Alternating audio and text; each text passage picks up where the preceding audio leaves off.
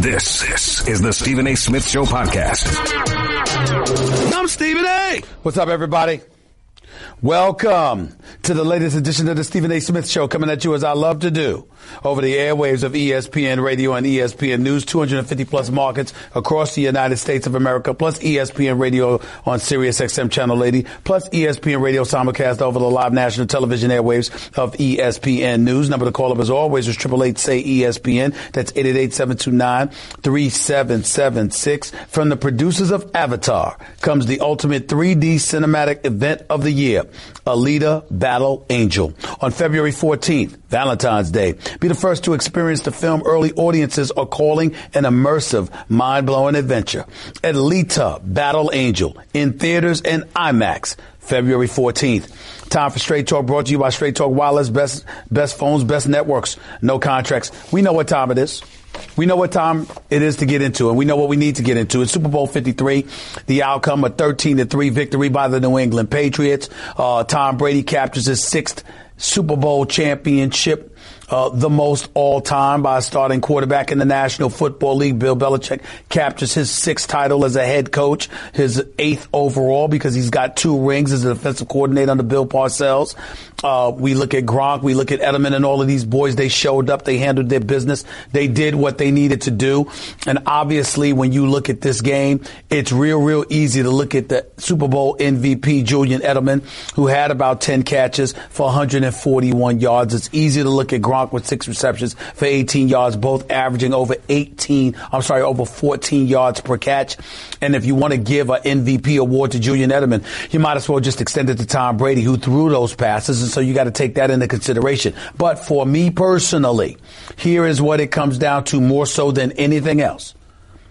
It was the defense of the New England Patriots. Now, some of you will want to credit Bill Belichick. I'd prefer to credit just as much Brian Flores, who's a defensive play caller for the New England Patriots, your linebackers coach, who's about to be named the head coach for the Miami Dolphins. We want to give him love and support and respect where he's coming from and the job that he did for Bill Belichick this year. But Bill Belichick and Brian Flores were nothing short of geniuses with what they did to Sean McVay, the golden boy himself, as a head coach, 33 years old in the National Football League, youngest coach in the National Football League. Sean McVay was right there.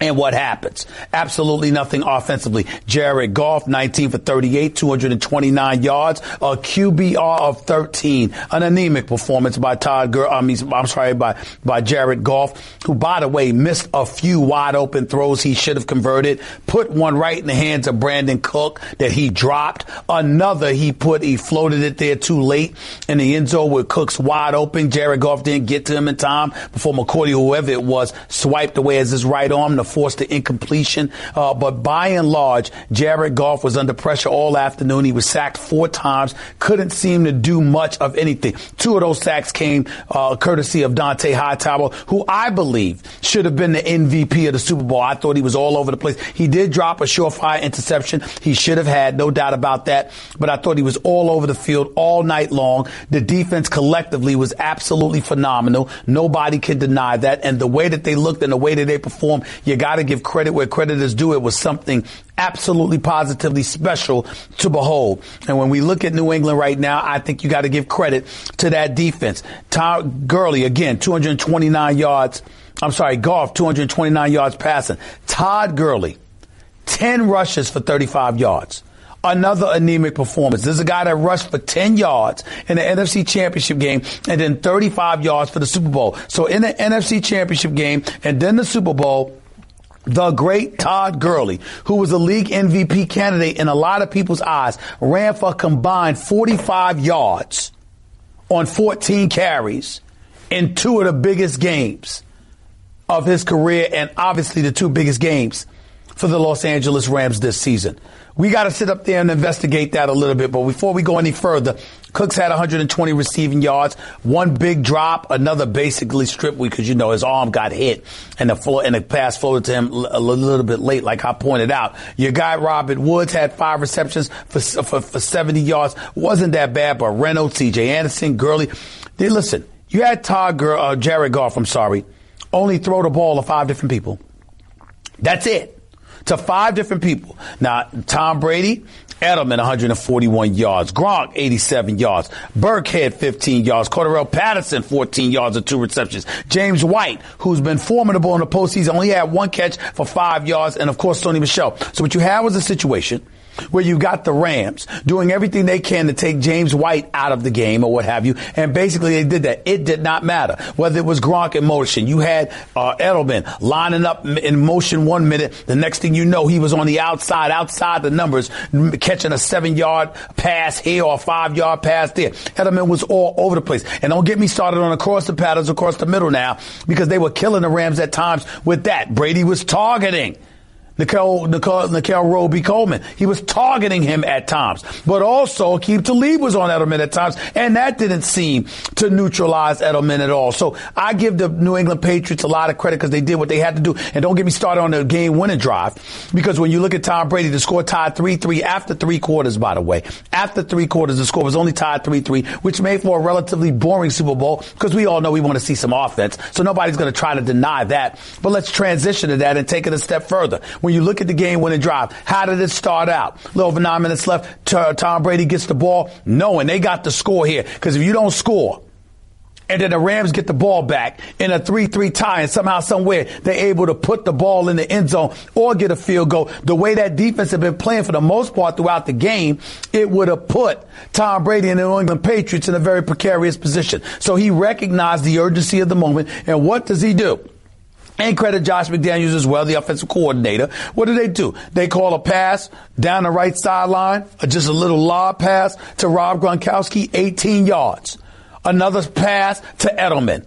You sit there, Burkhead, you're thinking that he's a non-factor. You line him up on the outside. You throw a pass to him for about 7 yards. Ultimately, what do? You connect with Rob Gronkowski on a 29-yard pass down to the 1-yard line before Sony Michel runs it in for a touchdown. You look at what Tom Brady did in a moment where it completely counted most. It was something special to behold.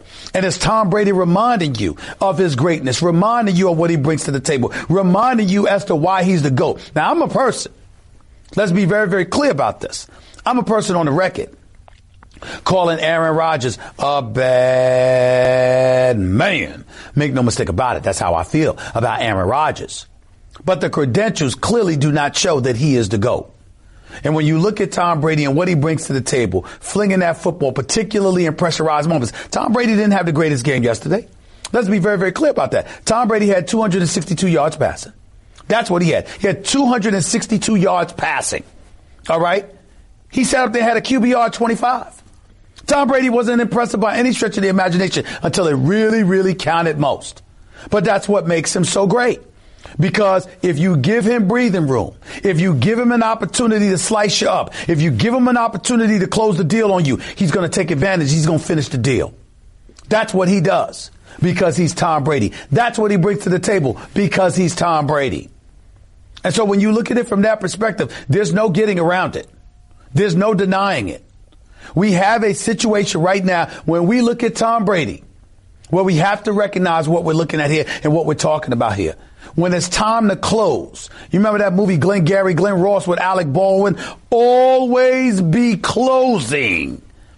When it's time to do something like that, that's what Tom Brady does.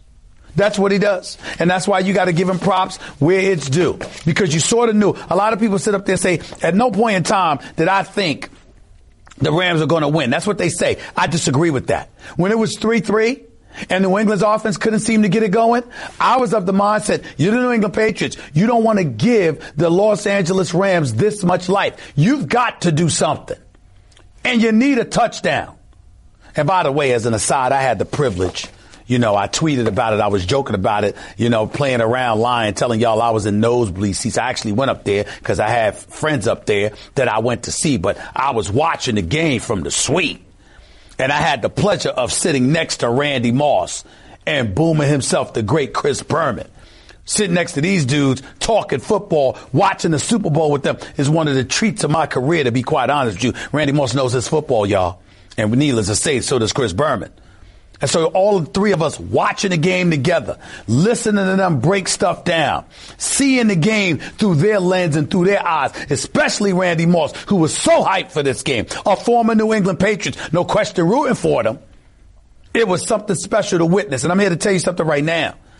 When you look at everything you're saying, Burkhead and Brady and Edelman and all of these boys, there's something special to behold. But nobody deserves more credit than this New England Patriots defense. I don't give a damn what anybody says.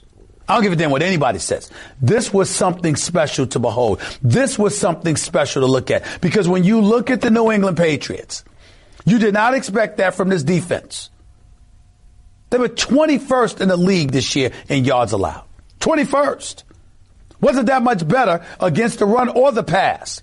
But somehow, some way, when it counted most, they got this Super Bowl coming up. Last year, remember, just a year ago, we saw this team against a backup quarterback in Nick Foles, who's not really a backup because we know he can get the job done. The Philadelphia Eagles dropped 41 points on the New England Patriots, accumulated 538 yards, converted 10 of 16 third downs. That's what they did. But yesterday, the Rams, the second highest, the second ranked offense in the National Football League, averaging 32.9 points a game, were held to 3 points.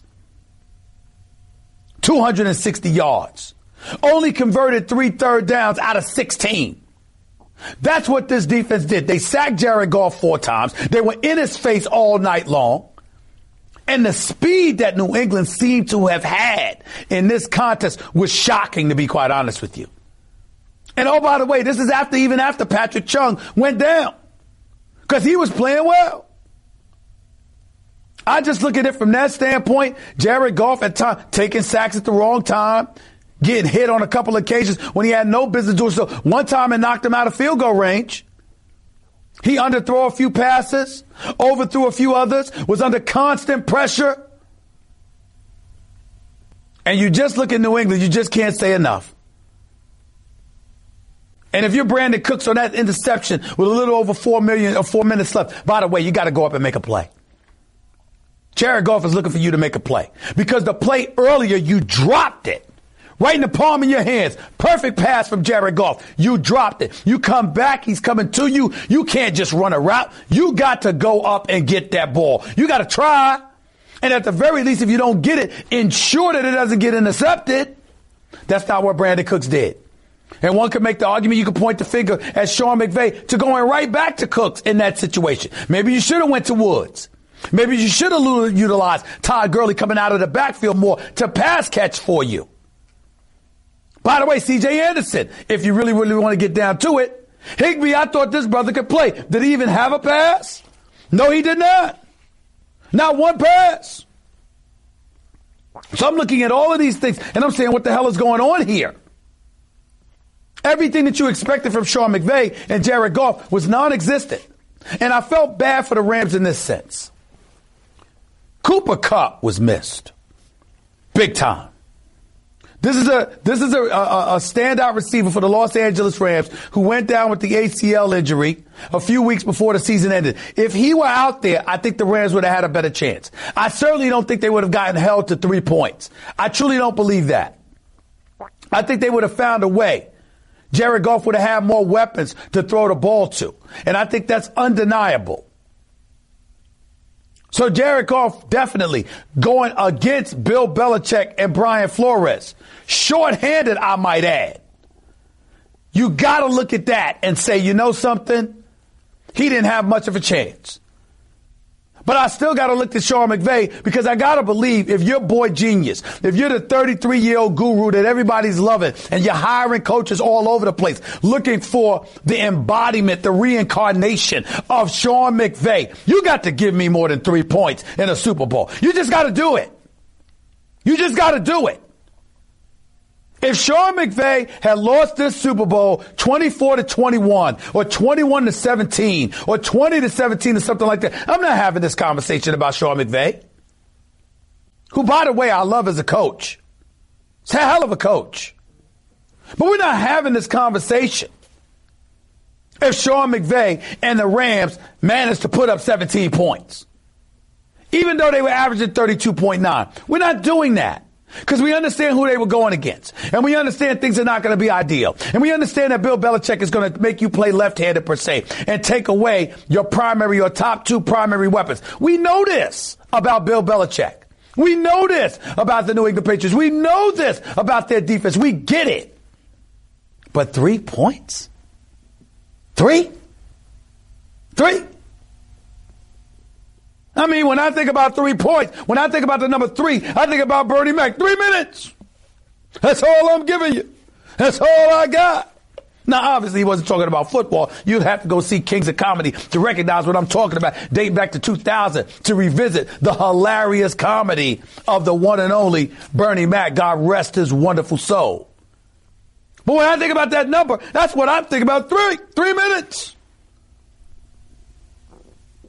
And you remember when Bernie Mac said, that's all I'm giving you, that's all I got. I'm looking at Sean McVay. That's all you gave me? That's all you got? You couldn't come up with a game plan that could manufacture more than 3 minutes? You couldn't do that? That's where the problem's going to lie. Jared Goff's going to take some heat. Because he looked like a deer in headlights. He looked like a petrified puppy out there that was too small for the moment in question. That's how he looked. And I'm not saying that's false, because I don't think that would be a false narrative.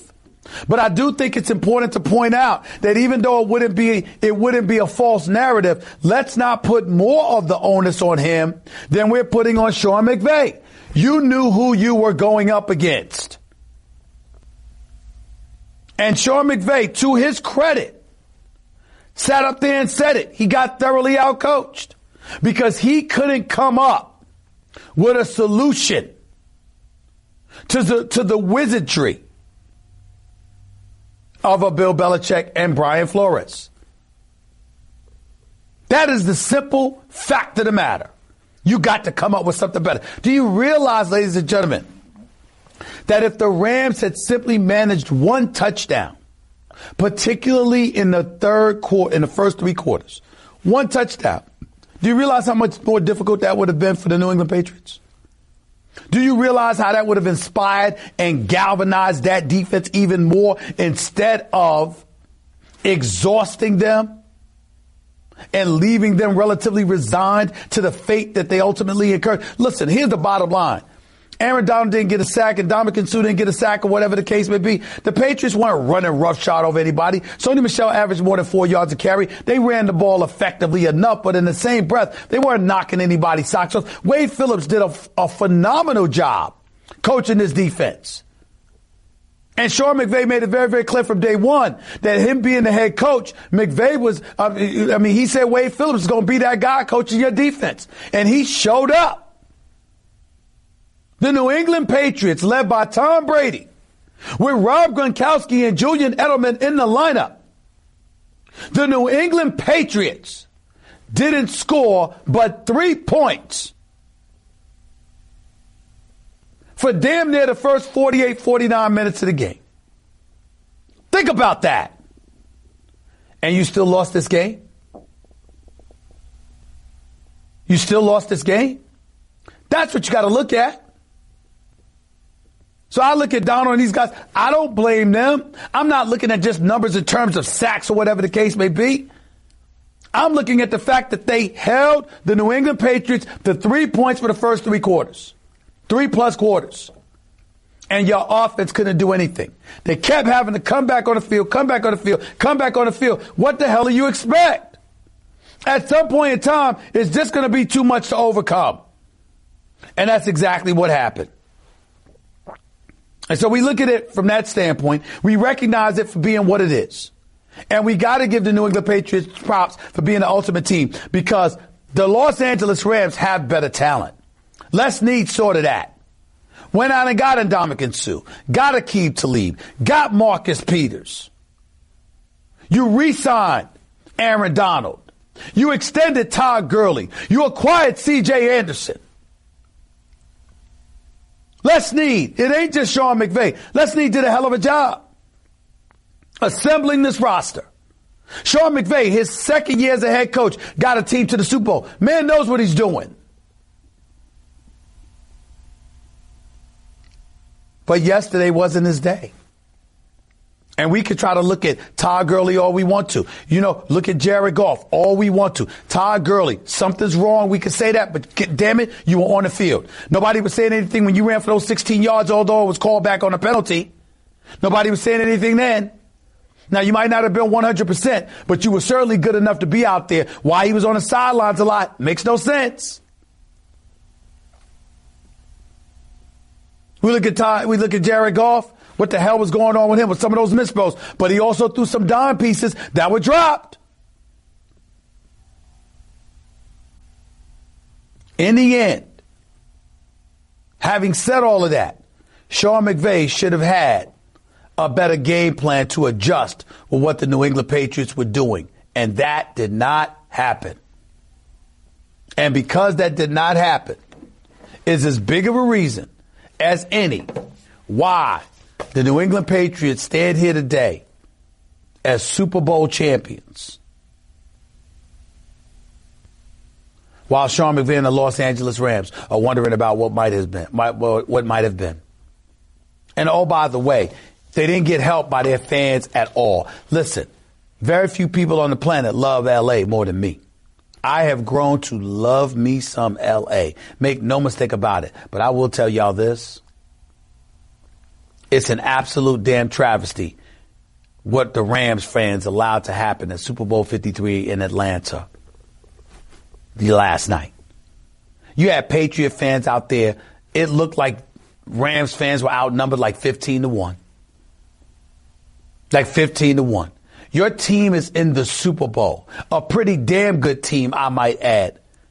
One who had proven they deserved far more support that Rams fans gave them yesterday. That was a road game for the Los Angeles Rams. That was a road game.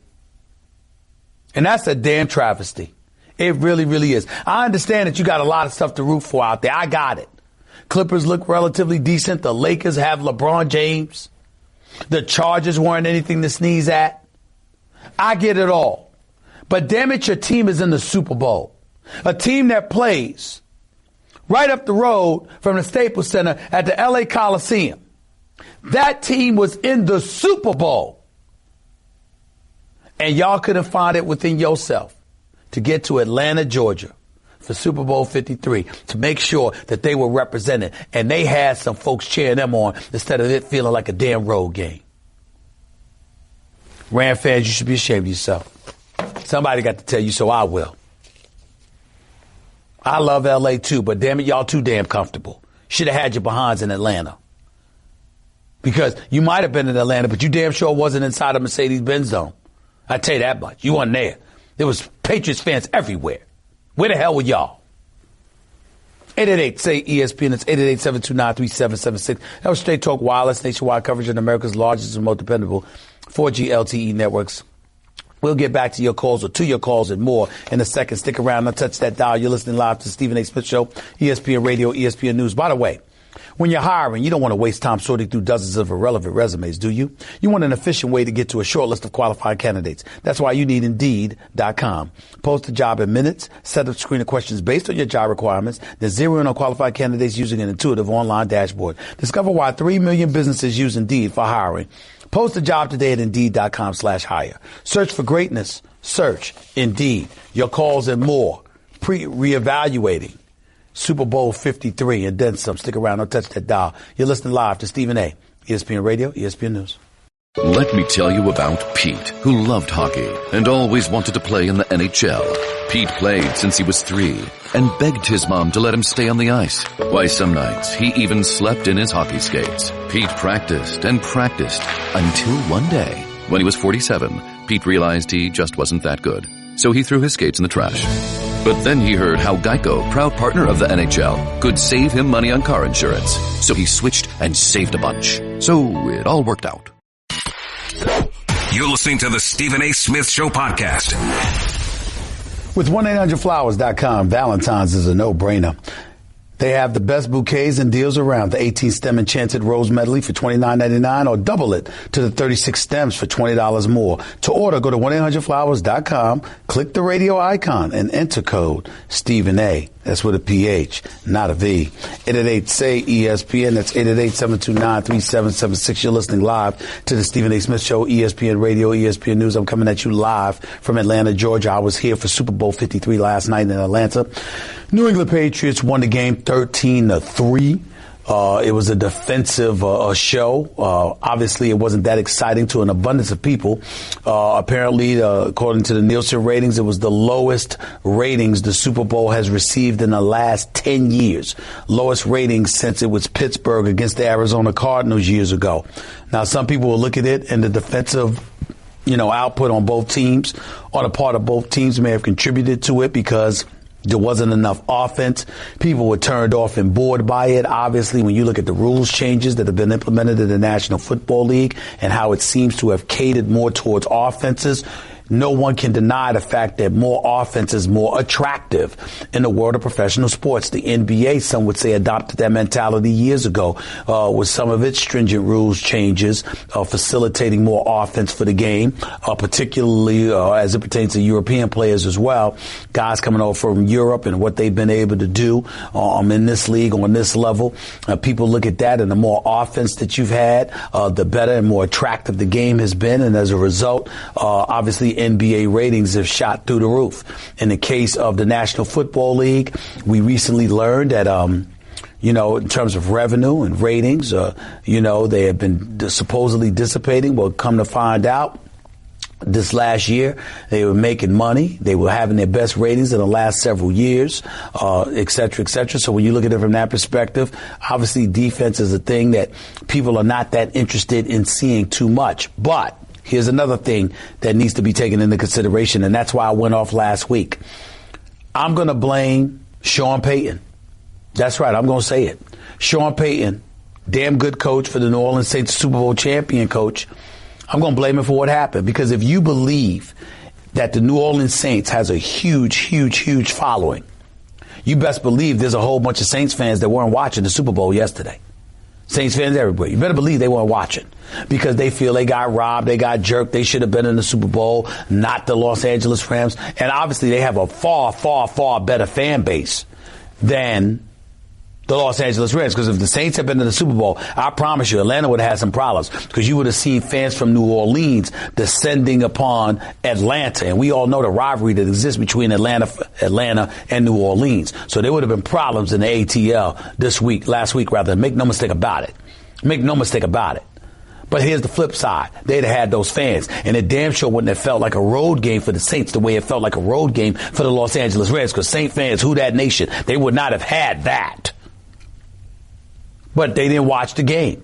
And maybe what contributed to them not watching the game or not supporting Super Bowl 53 is the fact that Sean Payton and the Saints wouldn't let go what happened. Now, I'm not going to blame the players for that. But Sean Payton, a leader, the head coach of this franchise, acting up the way that he did for a whole week and a half was utterly ridiculous. And he's clearly, as I said on First Take on television last week and then on a radio show thereafter, Sean Payton made a concerted effort to delegitimize Super Bowl 53 because his Saints weren't in it. And he was determined to save face. Never mind that the rest of us were saying it was robbery. Never mind that the rest of us were saying the Saints should have won that game. Never mind the rest of us. Those of us who love football would have loved to see Drew Brees going up against Tom Brady instead of Jared Goff. Never mind that. It wasn't enough that the whole nation had acknowledged that Sean Payton couldn't let it go. Drew Brees comes on national television, talked about and broke down the nuances of plays that transpired before that last play. There were some things like that you can't control, and it's a damn shame because it was a clear miss, and there were other plays that you could have controlled. It should have been a completion of Michael Thomas. And after the incompletion took place, Sean Payton should not have called the timeout. If the clock was so valuable to you, because you were already in field goal range. So what's the problem? Drew Brees recognized that. Some of the players, knowing and feeling they got robbed, still recognize that. But somehow, some way, Sean Payton couldn't let it go.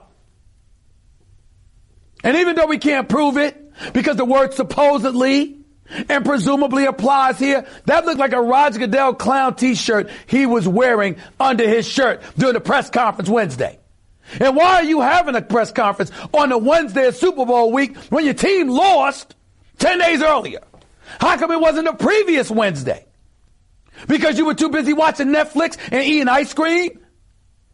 That you, being a grown-ass man that you are with a responsibility to be a leader, couldn't come out and have a press conference in the off week? You had to have it Super Bowl week? That's what Sean Payton did. That's what he did. And he made an effort to delegitimize the Super Bowl because he was thinking about himself and not the league. And basically he got what he wanted. Millions upon millions of people who would normally watch the Super Bowl evidently did not yesterday. And it marked the lowest ratings that the Super Bowl has had in the last 10 years.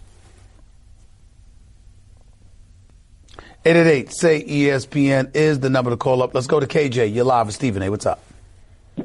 Hey, Stephen A., my man, I really appreciate your analysis. But I blame this loss on Sean McVay, one, and Goff, quarterback. Because if you remember that Kansas City game, remember we scored 53, 54 points? The following game after that, we were just like this. A kick, 3 points. So what I think we should do is, I'm not saying replace him, but I believe the Rams need to quit putting all their eggs in one basket and go get a plan B quarterback that don't run with cement shoes. Look, Alabama has one. Look, Flacco and Lamont Jackson have one. We need a plan B because if he get hurt, we're done. Remember like the Raiders 2 years ago. They were on their way to the playoffs.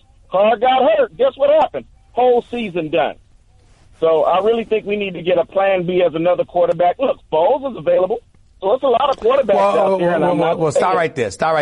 Stop right there. Hold on. First of all, I think you're overreacting. Jared Goff is 24 years old. Jared Goff threw for over 4,600 yards this year. Nobody was complaining about him before. That's number one. Number two, when they beat the Kansas City Chiefs 54-51, the next game wasn't against Chicago. It was against the Detroit Lions, who they beat 30-16. And then the following week is when they only scored 6 points, not 3, against the Chicago Bears. Number three, you're in the Super Bowl. You're 24 years of age. You had never been on a stage like this in your life. And the person you're going against is Bill Belichick.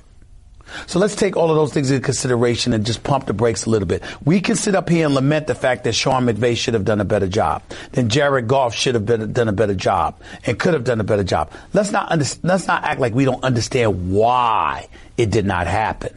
It happened because they were going up against a mastermind, if not two of them, because we don't know what kind of mastermind Brian Flores may end up being now that he's going to be the head coach for the Miami Dolphins. We'll have to wait and see. But we know what kind of a mastermind Bill Belichick is.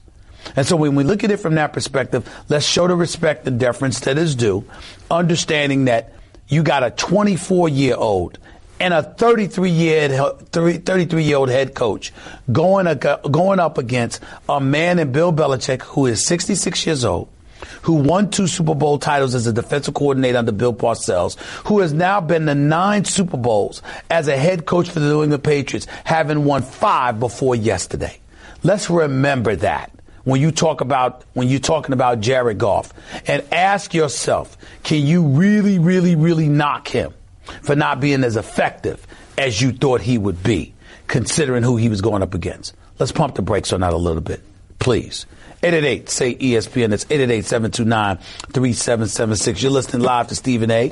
on ESPN Radio and ESPN News. More of your phone calls will come up in a minute. By the way, ESPN Radio is presented by Progressive Insurance. The power to save is in your hands. Snapshot from Progressive rewards your safe driving with discounts. So find out more at progressive.com.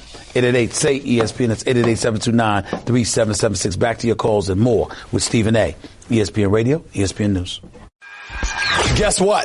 You're in the middle of the Stephen A. Smith Show podcast. Damn it, I mean it! Stephen A. Smith Show, ESPN Radio, ESPN News is being brought to you by Wendy's, proud sponsor of the 2019 John R. Wooden Player of the Year Award. Did y'all see those LeBron James tweets during the game? speaking of ratings and what have you, I don't have the tweets in front of me, but I was told he was tweeting during the game talking about where's Woj, as in Wojnarowski, our NBA insider, McMenamin, and all of these guys. Where's some NBA news? That's what he was talking about, basically alluding to how boring the Super Bowl was. So it's not the greatest day for the National Football League. No mistake, no question about it. And the game obviously had a hell of a lot more to do with it than Sean Payton's complaints. But nevertheless, he certainly didn't do the league any favors, is my point, in saying the things that he was saying and keeping the attention on the fact that the Saints got robbed. No question about that. Let's get back to the phones real quick. Let's go to Tola in Maryland. You're live with Stephen A. Talk to me. Stephen A., how are you? I'm all right. Stephen Talk A. to me. What's up? All right, thank I you can very hear much. You. Go ahead. All right. So like you said, the game was pretty boring, and I'm only 20, so in my opinion, it was one of the worst Super Bowls I've ever seen. And the Patriots only got one red zone drive, but the Rams didn't get any. And I saw that Todd Gurley wasn't used a lot. He only had 10 carries. Do you think that the Rams should have used him a little more? I definitely think they should have. I don't think he was 100%, but I don't care. Run him into the ground. I'm not saying give the man 30 carries or what have you, but he's got to be formidable enough of a weapon for you. You've got to find a way to utilize Todd Gurley. He's just too great to ignore. And to give him just 10 carries, even though you accumulate only 35 yards because he's got that 16-yard run called back, you just got to do better. You got to do better. If you're Sean McVay, you got to come up with something better. And more importantly, everybody's expecting you to come up with something better because you're Sean McVay. And so that's just the way that I look at it, and it was really unfortunate to see what I saw from him. Thanks a lot, man. I appreciate the call. By the way, I'm looking at Boston titles. If you go on, what is this, Instagram, you look on titles for Boston. I mean, my goodness. 6 NBA titles since 2001, 6 Super Bowl titles for the Patriots, 4 for the Boston Red Sox. I mean, what's there to say? Lewis, you're live with Stephen A. What's up? Real quick, Lewis. Hey, Stephen A. Thanks for taking my call, man. I originally wanted to just say one thing, man, but your rant about Sean Payton made me realize, like, this guy needs to, go somewhere and sit down. Like, he's the same guy that oversaw essentially a bounty gate. And he wants to go run around and make the league seem even worse.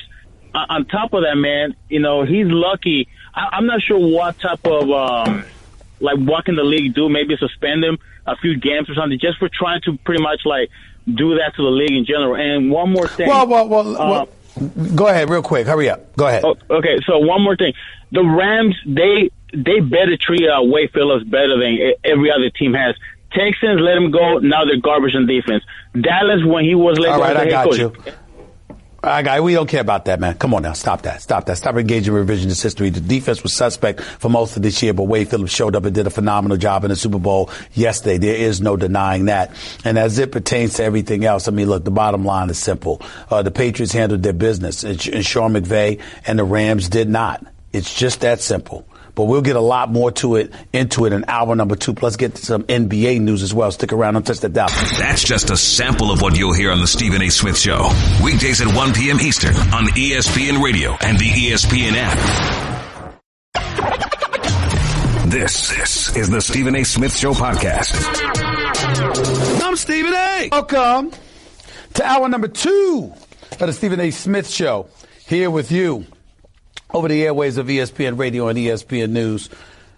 250-plus markets across the United States of America, plus ESPN Radio on Sirius XM Channel 80, plus ESPN Radio simulcast over the live national television airways of ESPN News. Number to call up, as always, is 888-SAY-ESPN. That's 888-729-3776. Coming at you live from Atlanta, Georgia, site of Super Bowl 53 last night, a 13-3 victory by the New England Patriots. By the way, from the producers of Avatar comes the ultimate 3D cinematic event of the year, Alita Battle Angel. On February 14th, be the first to experience the film early audiences are calling an immersive, mind-blowing adventure.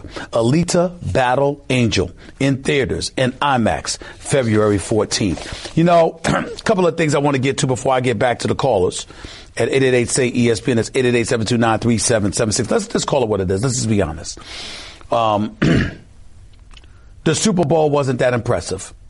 You don't want to watch the Super Bowl to witness a defensive battle. That's the bottom line. The commercials weren't that great either. But one commercial was phenomenal. it did stand out. And I'll give LeBron James credit because he tweeted about that too. Not just looking for NBA insiders because the Super Bowl was actually so boring to them. But that 100 commercial, that NFL 100, that commercial, LeBron James is right when he tweeted, it's everything. He's absolutely right. You're talking about dudes from the 70s, 80s, 90s, 2000. You're talking about Barry Sanders, Emmitt Smith, to Joe Montana, Peyton Manning, to Aaron Donald, Terry Bradshaw, Todd Gurley. Just the list went on. Ed Reed, LaDainian Tomlinson. I mean, the list just went on and on and on. And Roger Goodell and and I mean, it was a fabulous, phenomenal commercial. Spoke to the history. Marshawn Lynch sticking his hand at the cake, knocking the football, somebody screaming, fumble, everybody's going crazy. It was really, really nice. Even Mean Joe Green and Franco Harris was in the commercial, sort of giving flashbacks to the Immaculate Reception in the 70s and all of that other stuff, the way they emulated some of the things. It was a special commercial. It spoke to the history of the National Football League, what makes it so incredibly valuable, and the faces attached to the commercials, transcending generations of football, was incredibly touching. That commercial was everything. LeBron James was absolutely right in saying that, so we need to recognize that. But the other things that we have to get into that sort of takes away, excuse me for sniffling, I got some allergies here in Georgia. But the one thing that we got to just looking at certain things rather. We got to think about this. Julian Edelman, from PEDs to MVP. Now, I'm not nothing but props for him. He showed up, he showed out. He played ball, and Edelman's a baller, no question about it. Got a lot of heart. And just goes out there and performs, no doubt about it. Associated with TB12, Tom Brady and his fitness stuff and all of that stuff. That's where the PED use came from as it pertained to him. But he came back, he served his suspension, came back, and he performed and balled out. So it's important to note that and to keep that in mind. The other thing that we can't escape is this. Can somebody tell me why PED use seems to mean little to nothing? I didn't hear CBS talking about it. The New York Post alluded to that. They said, we don't know if they did or not, but they didn't hear them. I didn't hear them. So why is it that it was so insignificant to bring up to other people? But if this were baseball, we'd have been all over it. Now, I understand that baseball is an individual sport. So some of the heroics and the heroism of some of these marquee athletes, I mean, numbers are far, far important. In baseball, it's not about championships because it takes a collective effort. You got to have folks who hit the ball, folks who field the ball, and they could be extraordinary, but your pitching stinks, whether it's in your starting rotation or the bullpen, and that could ruin everything. We get that. So your individual numbers and your individual exploits define whether or not you are Hall of Fame caliber or not. We get that. But I'm talking about Joe Public out there. Why is it that you care so much about, as a fan, about baseball players and PED use? Because we're worried about role models. We're worried about the health of our youth, et cetera, et cetera. But somehow, some way that isn't applicable to NFL players. Now, I know the answer to the question, as far as I'm concerned. I think it's because football is such a violent sport that it's plausible that guys take it for recovery, that guys take it to withstand injury and still be able to sustain themselves to go out on the field week after week over the course of 16 to 18 or 19 weeks if they're lucky. I get that. That would be my answer. But it would be the only excuse. There's no other excuse that would suffice to justify, from the fans' perspective, why you care so much about it in baseball, but you don't give a damn about it in football. Because clearly that's the case. Clearly that's the case. And that's something that needs to be addressed. I'd like to know y'all input on that. Make no mistake about it. I'd like to know your input on that. 888-SAY-ESPN. That's 888-729-3776. It's going to be real interesting to see what happens. NBA, I really don't have much to say. Anthony Davis saying, I'm telling you, I don't think he's going to end up in L.A. before the trading deadline this Thursday. And after what his daddy said about Boston, with some people believing that Anthony Davis' agent, Rich Paul, put him up to it. I don't know whether that's true or not. I don't know if there's a shred of truth to that, but I do know that's what people believe. You sort of alienated Boston as a viable candidate to get Anthony Davis' services, although one would imagine if Anthony Davis changed his tune and said, I want to be in Boston, I can't see Boston saying we don't want one of the top 5 players on the planet Earth. But nevertheless, you've got people looking at these things. I looked at Oklahoma City. Had won 7 straight before they lost to Boston yesterday. I'm looking at Kyrie Irving putting on a show after a show after a show, just being completely box office. I'm looking at Paul George elevating himself to legitimate, bona fide MVP candidate status. Paul George averaged 30 last month. Paul George is playing like a superstar. Playing like a superstar. And oh, by the way, that brother Russell Westbrook ain't too shabby. I like what I'm seeing from Oklahoma City. I think we may have slept on them a little bit, but we shall see as this season continues to unfold. Lo and behold, Boston's been up and down, struggling, trying to figure out a way to play Gordon Hayward when, in fact, they shouldn't have. They made a mistake. They shouldn't have rushed him back. They shouldn't have let him come back at the beginning of the season. Gordon Hayward shouldn't have been back until the new year. And then you ease him back in to the rotation, not as a starter. You would have fed off on what you got from Jason Tatum and Jaylen Brown last year and Terry Rozier to a lesser degree. They would have balled for you early on. And as a result, you might have been in a better position. Yet still in all, despite the flaws on the part of Brad Stevens and Danny Ainge thus far, 2 guys I profoundly respect. And I genuinely like Brad Stevens, by the way, and I think he's an exceptional coach. Here's the bottom line. Boston now finds itself as a top 4 seed in the Eastern Conference. Top 3, actually. I mean, you're looking at Milwaukee, Toronto, and Boston. If the playoffs were to begin today, Boston and Toronto would face one another in the second round, and Philadelphia would have to play Milwaukee. I'm seeing what I'm seeing, and I'm liking the way this NBA season is unfolded. I'm just worried about the health of LeBron because the Lakers have to get it going. And LeBron's going to have to carry this team the rest of the way. Can he do it health-wise? Can he do it health-wise? That's going to be a legitimate question. Make no mistake about it. 888-SAY-ESPN. That's 888-729-3776. Let's get back to the phones. Talking Super Bowl 53 and beyond. Let's get right to it. Carlton, my man, I understand. I just want to know, do I need to get a doctor, Carlton? Are you depressed? Do you need some medication or whatever? Because Bill Belichick is a champion yet again. And it just, I mean, no matter how much you criticize the man, all he keeps doing is winning, Carlton. Go ahead. I did see a doctor this morning, Stephen A., and I am in mourning. But can we pump the brakes on the genius of Bill Belichick? Need I remind all your listeners that Bill wanted to ship Tom Brady up and out of there a year ago this past fall and stick with Jimmy Garoppolo, and Robert Kraft forced his hand and made him trade the frail galloping chicken who couldn't make it through 3 games this season without getting injured? You mean porn star Jimmy? You talking about that guy? That's right. I call him the frail galloping chicken with the tiny hands, and I know you call him Porn Star Jimmy. Porn Star Jimmy is far better. Porn Star Jimmy is a far better nickname than that. Okay. Need I remind you that it was also Bill Belichick that wanted to ship Gronkowski this past spring up and out of there. And supposedly Brady said, if he goes, I go. So all these people that are talking about the genius of Bill Belichick, could they suggest whether or not the Patriots would have won the Super Bowl this year without Brady and Gronkowski for the whole season? None of that, Carlton, is relevant to what transpired yesterday. The fact of the matter is Bill Belichick did have those guys, and Bill Belichick has proven time and time again that he can find a way to at least be competitive, if not flat out win, regardless of what the circumstances may be. So you can't point to that. All you can point to is what he had yesterday, what he showed up with throughout these playoffs, by the way, against the Chargers, against the Kansas City Chiefs on the road, and then last night, and give him credit where credit is due, Carlton.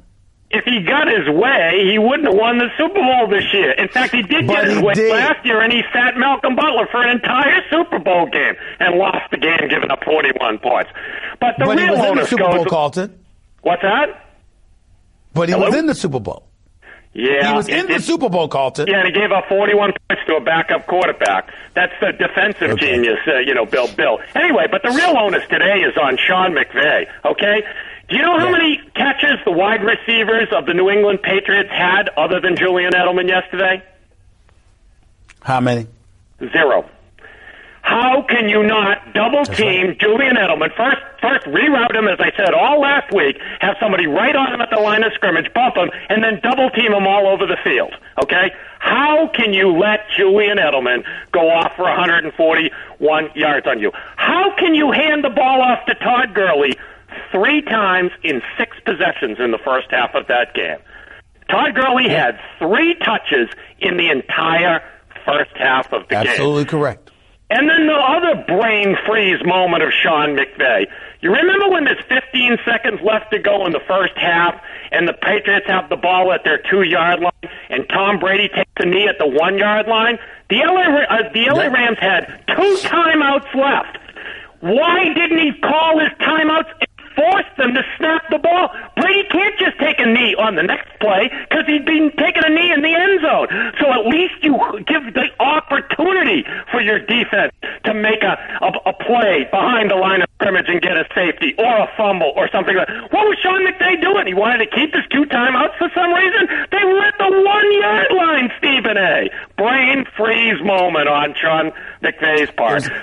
There was a few brain freeze moments, and then when you take into account the fact that he had a 24-year-old quarterback who clearly seemed in over his head, there is no denying that. I think that puts more of the onus on what you're articulating about needing to give the ball more to Todd Gurley. And I'd say C.J. Anderson to a lesser degree as well. You got to try to run the football at the New England Patriots, or at least use them in more play-action situations. Bottom line, the New England Patriots were using, they're crossing patterns against them. They were emulating the style of the Los Angeles Rams against them, and basically imitating what the Chicago Bears did against the Rams earlier in the season as well. So Sean McVay should have seen all of that, in my estimation.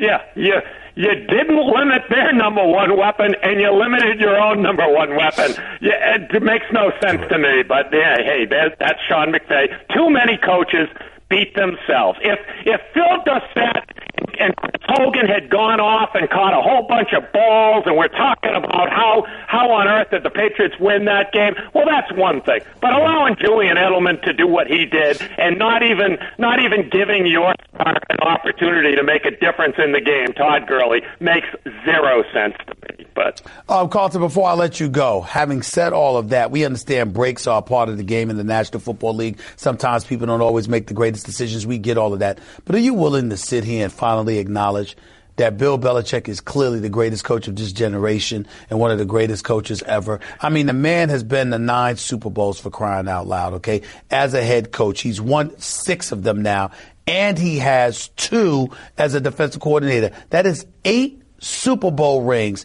in his career. Carlton, can you at least acknowledge that the man that you continuously and religiously excoriate to no avail, and at every chance you get, is arguably the greatest coach we have ever seen in the history of the sport? No, and I'm going to tell you why. Lance Armstrong won 7 Tour de France's before it was finally exposed that he had been cheating on all of them. He was considered the greatest cyclist and one of the greatest athletes in the history of the world, and now his name is mud everywhere. Someday the book's going to be written about the extensive amount of cheating that Bill Belichick did to win his first 3 Super Bowls. Now, to be fair, and also the 4th one, because they were deflating footballs all that year. They got caught the game before they won it against Seattle. So the last 2 Super Bowls, I gotta give it up to him, because I know of no scandal with regard to Bill Belichick in those years when he won those 2 Super Bowls. But his first 4, he was actively cheating in all 4 of them, as has already been proven by the NFL. Those tapes covered his first 3, and they were deflating footballs when they won it against the Seattle Seahawks. Stephen A. That season. Carlton. All right, Carlton, but do you realize what you're saying? Do you realize that if we are all to completely believe and take what you say and leave it at that, there are still an additional 5 Super Bowl appearances and 3 Super Bowl championships as a head coach, along with 2 as a defensive coordinator, which would still give him 5, despite the critique that you just gave. No. The 2 he lost to the Giants when he was there, they were deflating footballs those years, Stephen. McNally started deflating footballs in 2007, the year he was installed as the officials' locker room attendant. He did it through 2014. They were deflating footballs for 8 years, Stephen A. So that included the 2 Super Bowls against the Giants. Again, the Super Bowl against the Seahawks, they were deflating them all that season. But the last 3 that he got to, and he won 2 of them, we know of no scandal. So Bill has 2 wins and 1 loss in the Super Bowl in years where we don't know that he was cheating. But that's all I'm willing to give him, Stephen A. That's it. Okay, all right, Carlton. I appreciate They'll write the book someday, Stephen A. You watch. It's going to come out. We're waiting to see, Carlton. I might write it, Stephen A. I might write the damn. By the way, Carlton, before I let you go, guess who I was hanging out with Saturday for a few minutes? Again. Ryan Fitzpatrick. You were hanging out with Ryan Fitzpatrick? Ryan Fitzpatrick was at the hotel where I was staying in Atlanta on behalf of ESPN. I was hanging with your boy, Ryan Fitzpatrick. Somebody took a picture with him and everything, Carlton. Somebody's going to get themselves a good quarterback next year. You know, he's not yet signed with the Buccaneers. I hope they keep him here. That's right. That guy is a leader, and he's a true inspiration, even if he's a backup. So somebody should pick his behind up. You're something else, boy. I appreciate the call, Carlton. Thank you so much. Let's go to Chris. You're live with Stephen A. Talk to me, Chris. What's up? Hey, Steve, I really love your show. Hey, listen, before I address my points, I got to tell Carlton, man, he's crazy. Here's the thing with Julian Edelman. You cannot double-team him. You don't think these NFL coaches try to double-team him? He's too quick. He's too good.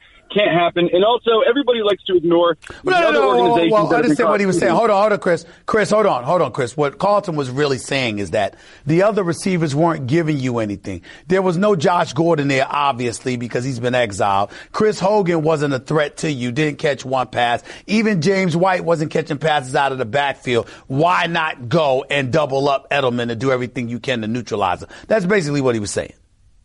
No, I agree, but still, he's a tough cover, even if you try to double team him.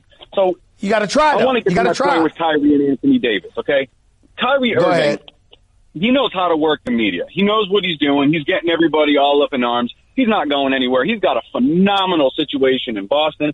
He's got a great organization, stable organization. One of the best young coaches in basketball, if not the best young coach. He's not going anywhere. Okay? Stop right there. Let me tell you why you're wrong. You're wrong because you're acting like it's Kyrie's choice. It's not. It's Danny Ainge. So the question is not whether or not Kyrie is going to stay. The real question is Danny Ainge willing to give him max dollars to stay? Because we know Kyrie can get it elsewhere for a 4-year deal instead of a 5-year deal, at 5% instead of 8%, no doubt. But he'll still get money. The point that I'm making to you is the real question to ask is whether or not Kyrie, Danny Ainge is going to give him the max. So, Chris, that's the question I'll ask you. Don't talk to me about Kyrie staying in Boston as if it's his choice. Do you think Danny Ainge, with Terry Rozier, with Marcus Smart, with Tatum, with Brown, with Hayward, with Horford, do you think that Danny Ainge, with future first-round picks at his disposal, by the way, do you believe Danny Ainge would give him the max? Oh, my gosh, there's nothing that's led me to believe otherwise. I mean, Kyrie Irving, we like to talk about Anthony Davis being a top 5 player, and I get it. He is. The size, the talent, it's unreal. You just don't find that. But on the flip side of that, you don't find Kyrie Irving's skill set anywhere else either. I mean, this guy is a generational player in his own right. You don't let a guy like that go. Chris, you and I totally agree. Kyrie is a superstar. He is box office. You walk through the turnstiles to see the kind of show that Kyrie Irving is going to put on. And by the way, I spoke to some people this weekend because obviously I alluded to, okay, let's see how healthy he is come playoff time. But they said, hey, he is 100%. He is healthy. There are no issues whatsoever with his knee. He's ready to move forward. So I'm going to take that as gospel and let's talk about his basketball skills. The handle is the nastiest in basketball. He is a human highlight show, and he doesn't have to dunk to do it. Watching Kyrie Irving dribble a basketball and put on the show. You remember how, Chris, because I'm assuming you've listened to my show on many occasions, right? I have been on the record stating on numerous occasions the greatest show in the history of college basketball was Dwayne Pearl Washington at Syracuse. Not Michael Jordan. Even Kenny Anderson at Georgia Tech was a better show than Michael Jordan was in college. Dwayne Pearl Washington is the greatest show that I've ever seen, with a Kenny Anderson being number 2. Chris Jackson, before he became Abdul Mahmoud Rauf for LSU, was up there as well. Well, in basketball, pro basketball, Kyrie Irving is the closest thing to those brothers in the NBA. I'm not talking about the shooting of Steph Curry, because that's a different kind of show. But in terms of ball handling skill, dancing on opponents, doing what he has to do, Kyrie Irving is a showstopper. He is box office. But here's the thing. If you're trying to win a championship with the personnel that you already have, do you spend $191 million on Kyrie, or do you spend $60 to $75 million on Terry Rozier and save the other $115 million? Here's why you take Kyrie Irving, because if you plan on trading for AD, you know you've got to keep Kyrie Irving. And I think they will. And I'm almost 100% positive that Danny Ainge has been he's been saving all these assets to get Anthony Davis. And the Pelicans know that they can offer the most. They're going to get him. They're both going to resign, and the Celtics are going to be dominating the East for the next 5 to 7 years. It's the writing's on the wall. It's not even close. Gotcha. Appreciate the call, man. Thank you so much. 888-SAY-ESPN. That's 888-729-3776. I don't know if that's the case, because personally speaking, Chris, I'm rooting against you. Why? Because I have my own agenda. I'd love to see Kyrie Irving in a New York Knicks uniform turn it up at Madison Square Garden. That's just me. 888-SAY-ESPN. That's 888-729-3776. 1-800-Flowers.com. Valentine's is a no-brainer. They have the best bouquets and deals around, like the 18 stem enchanted rose medley for $29.99, or double it to 36 stems for $20 more. To order, go to 1-800-Flowers.com/ESPN. That is the number to call. 888-SAY-ESPN. It's 888-729-3776. You are listening live to the Stephen A. Smith Show. ESPN Radio, ESPN News. Back with your calls and more in a minute. Let me tell you about Pete, who loved hockey and always wanted to play in the NHL. Pete played since he was 3 and begged his mom to let him stay on the ice. Why, some nights he even slept in his hockey skates. Pete practiced and practiced until one day, when he was 47, Pete realized he just wasn't that good. So he threw his skates in the trash. But then he heard how Geico, proud partner of the NHL, could save him money on car insurance. So he switched and saved a bunch. So it all worked out. You're listening to the Stephen A. Smith Show podcast. Welcome back to Stephen A. Smith Show, ESPN Radio, ESPN News. With the Vivid Seats app, it's easy to find awesome seats to any game. Download the app and enter promo code CHAMPS at checkout to get 10% off your first order. 888-SAY-ESPN. That's 888-729-3776. Before I get back to the calls, let me tell you, ladies and gentlemen, I'm only bringing this up because I'm a native New Yorker. I'm a diehard Knicks fan. I am someone who has lamented the pathetic state of affairs that have existed for the New York Knicks for quite some time. I'm very, very happy that Steve Mills and Scott Perry are now running the organization. I know them both personally. I personally root for them. I'm not going to apologize for that to anybody. It's not going to stop me from calling it like I see it. But I certainly root for them. Having said all of that, let me tell you what makes their job that much harder. Let me tell you what makes the prospect of playing at Madison Square Garden so freaking pathetic and dismal. The New York Knicks, for some odd reason, the NBA had them playing the game on Super Bowl Sunday. Why, I do not know. But the NBA had them playing the game on Super Bowl Sunday. And they played the game last night, which they lost. I mean, it's so bad I don't even remember who the hell they were playing. I really don't care. New York Knicks have now lost 21 of 22. They've lost 13 consecutive home games. They're just pathetic. They officially have the worst record in basketball. And to make matters worse, and even more depressing, is that once upon a time, As recently as last year and every year in between over the last several years, if you had the worst record in basketball, you had a 25% chance of getting the number 1 overall pick. But now they've changed the rule with the ping pong balls, where it's divided amongst 4 different teams. And as a result,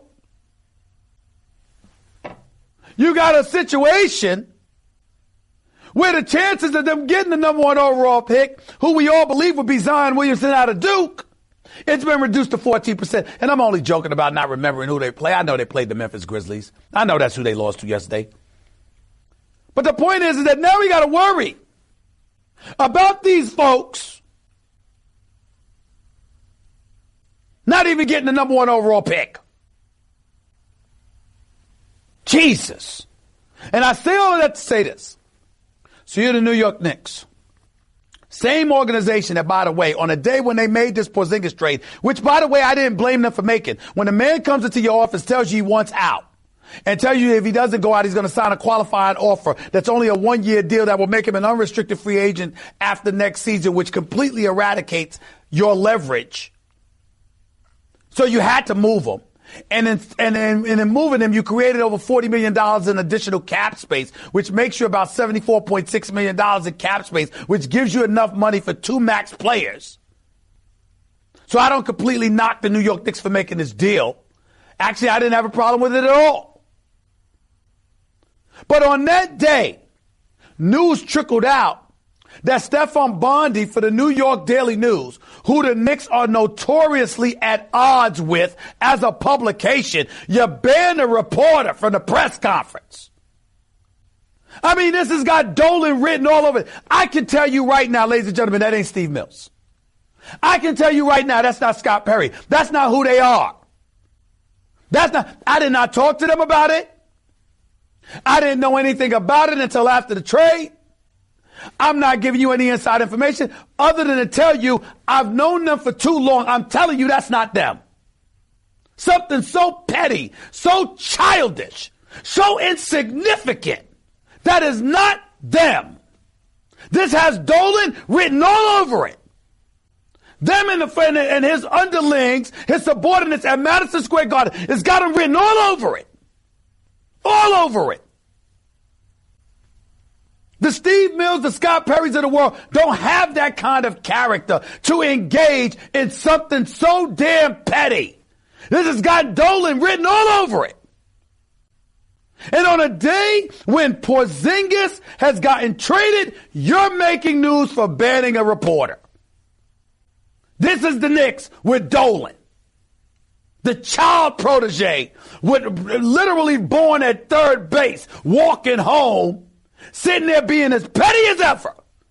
And I sit here, ladies and gentlemen, trying to give this man the benefit of the doubt every single day. Oakley, benefit of the doubt. This benefit, it doesn't matter what it is. There's always something petty with him.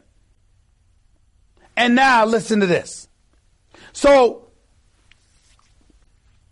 the New York Knicks have a game yesterday against the Grizzlies.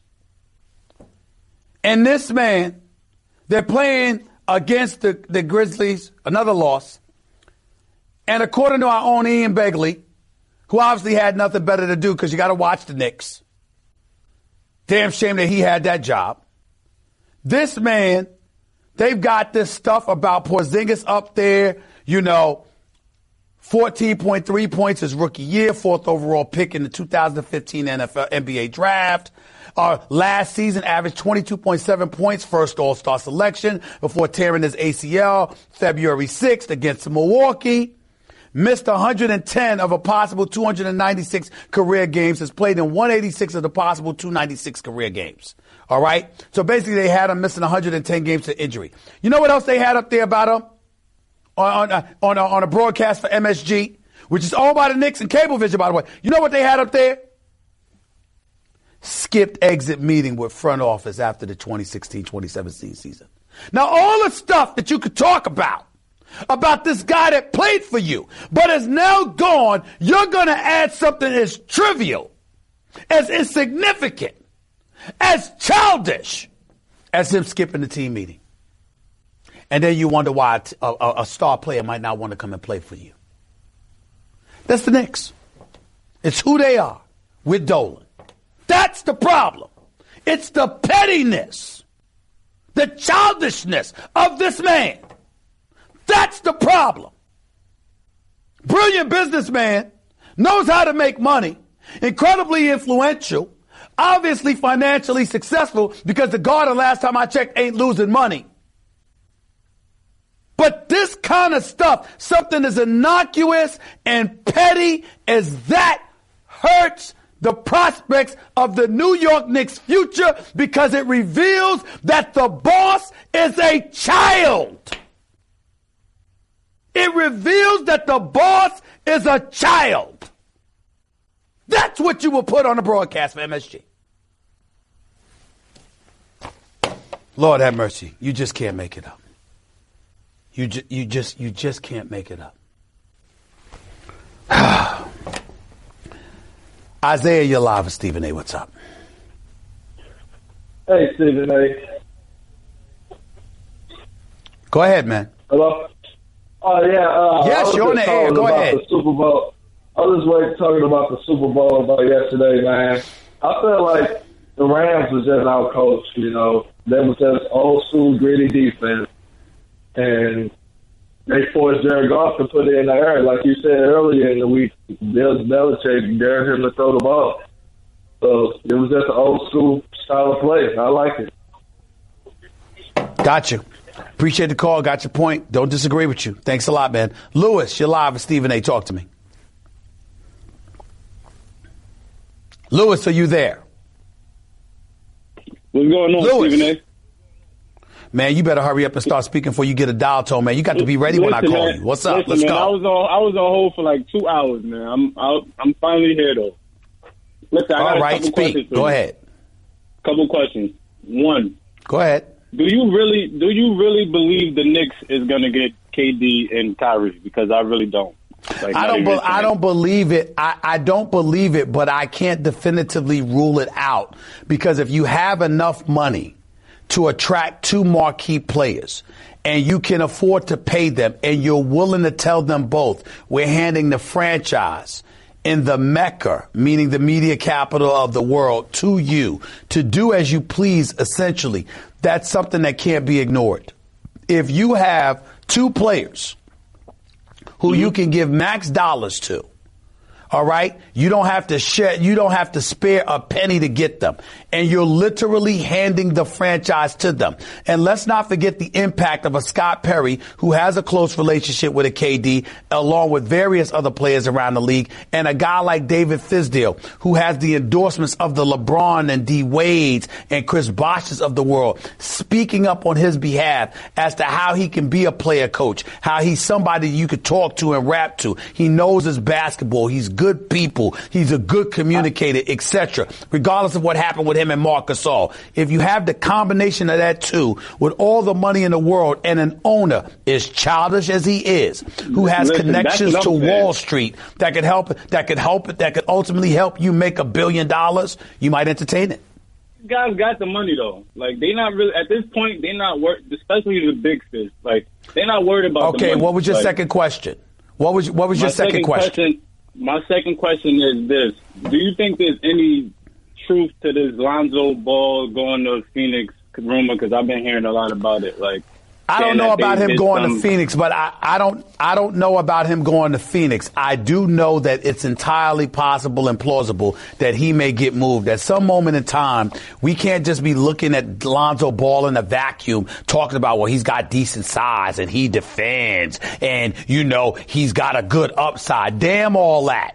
You passed up on him. You passed up on Jason Tatum to grab him. You passed up on De'Aaron Fox, who smoked him for 39 points in an NCAA tournament game while holding him to 10 points. You passed up on that brother to get him. You passed up on Lauri Markkanen to get him. You passed up on Dennis Smith Jr. to get him. You passed up on Donovan Mitchell to get him. So my point is that at some point in time, you got to look at Lonzo Ball, and we can't sit here and go, we got to recognize something.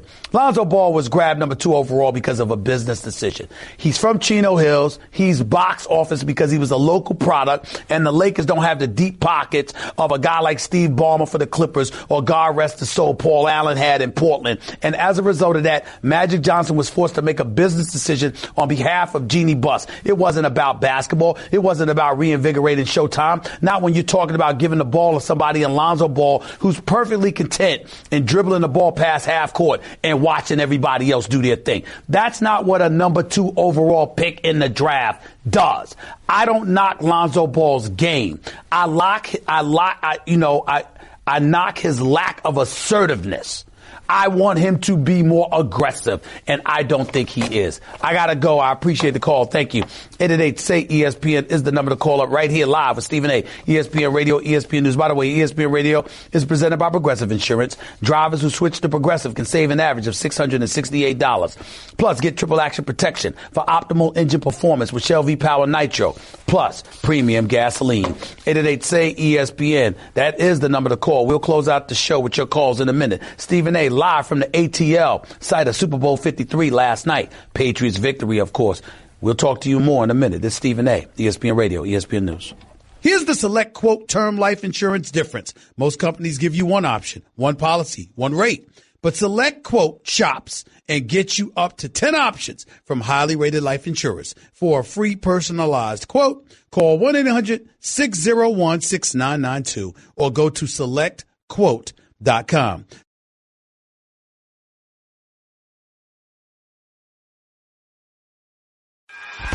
Guess what?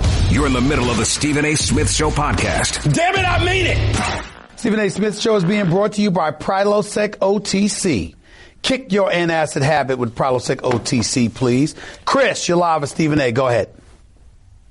Hey, what's up, Stephen A.?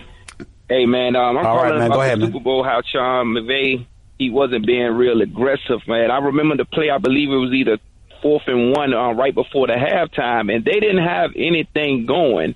And I said to myself, if they're going to beat the Patriots, they got to get something going. And I was wondering why he didn't try to go for that play. I understand it was only like a few seconds left in the half. You would give Tom Brady back the ball with a chance to be in field goal position, but nothing else was working for them. And so he didn't try to do anything to get his offense going. He was standing there like this was not the same guy.